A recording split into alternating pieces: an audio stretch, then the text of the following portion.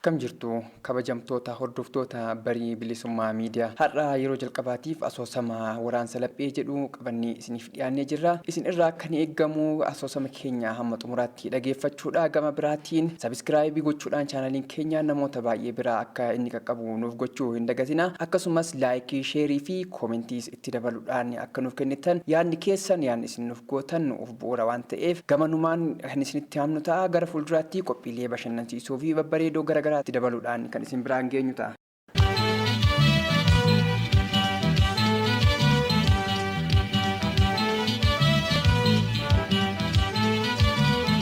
Asoosama gabaabaa waraansa laphee kutaa tokkoffaa.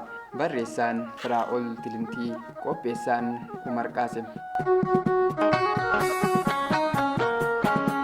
Arfaasaan sokkinaan ganni abbaa roobaa kooraa isaa fe'atee farda isaa yaabbatee samiidhaa didiisee mandi'ee hanga'ee bokkaanis roobee lagnis guutee cambaliqee galaannis yaa'ee gudeelcha gangalchee dachee magariisoftee midhaanis biqilee bacaqiin gannaa dachee raasee hagayya gara xumuraatti fide.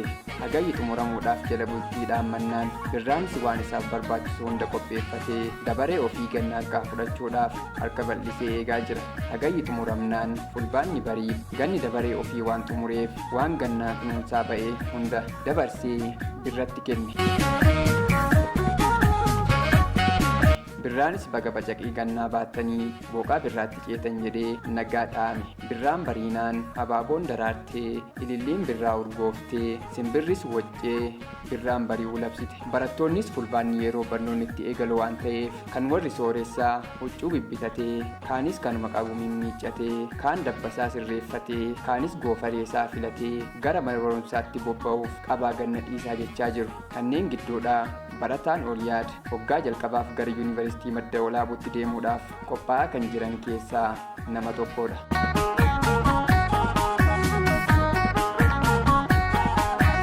Barrisaa akka lakkoofsa Itoophiyaatti bara 2012 yeroo karikulamiin barnoota haarawaa jedhanii barattoota saayinsii hawaasaa fi saayinsii uumamaa muraasa irratti waggaa tokko dabalanidha.